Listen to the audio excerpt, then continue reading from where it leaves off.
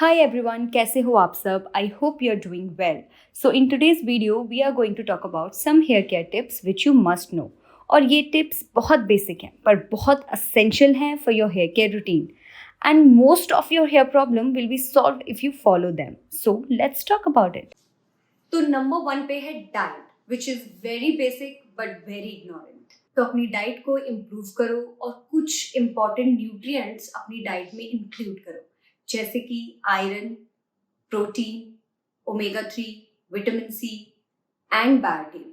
ये 5 न्यूट्रिएंट्स ऐसे हैं जो हमें रेगुलर बेसिस पे अपनी डाइट में ज़रूर लेने चाहिए. सेकेंड मोस्ट इम्पॉर्टेंट स्टेप है ऑयल ट्रीटमेंट. तो इसको लेकर बहुत कन्फ्यूजन है कि हमें अपने बालों को ऑयल ट्रीटमेंट देना चाहिए या नहीं देना चाहिए, और अगर देना चाहिए तो कितनी देर के लिए देना चाहिए. So oil treatment is good for your hair and scalp both. क्यों? क्योंकि जब आप ऑयल मसाज करते हो अपने स्कैल्प पे, then it stimulates the growth and when you apply it on your hair length, तो ये आपके बालों को नरिश करता है और कोई ब्रेकेज या फिर स्प्लिट एंड्स होने से भी बचाता है. अब बालों में ऑयलिंग तो कर ली, पर क्वेश्चन ये है कि कितनी देर बाद शैम्पू करें.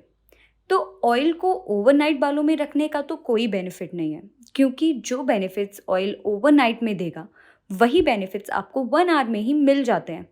इनफैक्ट ज़्यादा देर स्कैल्प पर ऑयल रहने से डैंड्रफ एंड डर्ट बिल्डअप होने के ज़्यादा चांसेस हैं. इसलिए आज शायद आपने सुना होगा कि ऑयलिंग ज़्यादा नहीं करनी चाहिए वरना डैंड्रफ बढ़ जाएगा. एक्चुअली प्रॉब्लम ऑयलिंग से नहीं, ऑयल को ज़्यादा देर सर पे रखने से है. Next is here wash. अब हेयर वॉश को लेकर भी बहुत कंफ्यूजन है कि हमें कितना फ्रीक्वेंट हेयर वॉश करना चाहिए. डेली करना चाहिए या वंस इन अ वीक करना चाहिए या ट्वाइस इन अ वीक करना चाहिए. और एक मिथ भी है कि जितना फ्रीक्वेंट हम हेयर वॉश करेंगे उतना ही हमें हेयर लॉस होगा, उतना हेयर ड्राई होंगे. नाउ हेयर वॉश को मैंने 4 कैटेगरीज में डिवाइड किया है. Dry scalp, twice in a week wash, oily scalp, thrice in a week, dandruff scalp, alternative days, and daily workout, daily wash. Now let's talk about shampoos. Shampoos को लेकर एक obsession है लोगों में कि सल्फेट फ्री शैम्पू होना चाहिए. क्यों होना चाहिए सल्फेट फ्री शैम्पू? क्या करता है sulphate free shampoo? Actually sulphate free shampoo सिर्फ उन्हीं के लिए यूजफुल है जिनका स्कैल्प बहुत ज़्यादा ड्राई है, हेयर बहुत ज़्यादा ड्राई है, उन्होंने कलर करवाया हुआ है बालों में या फिर कोई कैरेटीन कोई ट्रीटमेंट लिया हुआ है बालों में, तभी सल्फेट फ्री शैम्पू यूजफुल है. अदरवाइज अगर आपके बालों में बहुत डेंड्रफ है, स्कैल्प पे बहुत ज़्यादा डेंड्रफ है, बाल बहुत ग्रीसी हैं, तो सल्फेट फ्री शैम्पू आपके लिए बिल्कुल बेकार है, बहुत बेकार है. उस शैम्पू का क्या फ़ायदा कि आपके स्कैल्प को ही नहीं क्लीन कर रहा है. तो जिनके बालों में बहुत डेंड्रफ है, स्कैल्प पे बहुत बिल्डअप हो जाता है, हेयर बहुत ग्रीसी है, उनके लिए सल्फेट शैम्पू बहुत अच्छे हैं. तो ड्राई स्कैल्प के लिए हमने बात कर ली कि सल्फेट फ्री शैम्पू होना चाहिए. ऑयली और डेंड्रफ स्कैल्प के लिए हमने बात कर ली कि सल्फेट वाला शैम्पू होना चाहिए. What about normal scalp? Normal scalp के लिए आप once in a week sulphate वाला शैम्पू यूज कर सकते हो और ट्वाइस इन अ वीक आप सल्फेट फ्री शैम्पू यूज कर सकते हो. जब भी हम हेयर केयर की बात करते हैं तो हम कॉम्ब की तो बात ही नहीं करते हैं, जबकि कॉम्ब भी उतना ही इम्पोर्टेंट है जितनी बाकी चीजें इम्पोर्टेंट है हेयर केयर में. So let's talk. कॉम्ब हमें कितना फ्रीक्वेंटली यूज करना चाहिए? हमें कॉम्बिंग दिन में 2 बार करनी चाहिए.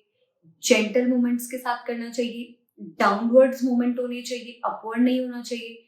जो नॉट्स होती हैं बालों में उसको फिंगर से लूज करना चाहिए, ना कि कॉम्ब से. अब कॉम्ब कैसा होना चाहिए?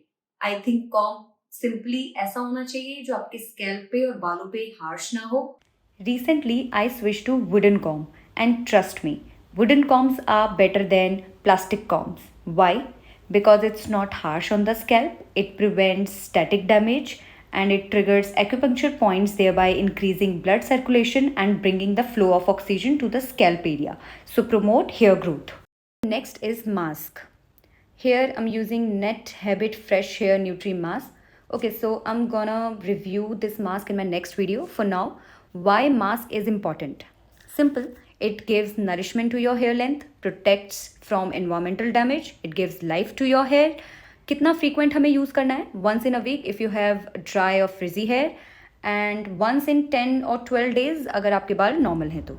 Next and the last is serum. Is it important? Yes, it is. Why? Okay. तो हम कंडीशनर लगा लेते हैं, शैम्पू लगा लेते हैं और हमें लगता है ऑयलिंग कर लेते हैं और हमें लगता है बस हो गया, अब हमें किसी भी चीज़ की ज़रूरत नहीं है, अब तो हमने सब कर लिया. बट नहीं, अगर आप सीरम यूज़ करोगे तो आपको कुछ एडिशनल बेनिफिट्स मिलेंगे जो आपको शैम्पू, कंडीशनर, ऑयलिंग से नहीं मिल सकते. जैसे कि number 1, it adds shine. Number 2, it controls frizz and dryness because it improves the hair's ability to retain moisture. Number 3, reduce knots and tangles. Number 4, protection against damage because serum's protective coating protects the hair from pollutants, dust, photo damage and heat damage from the styling.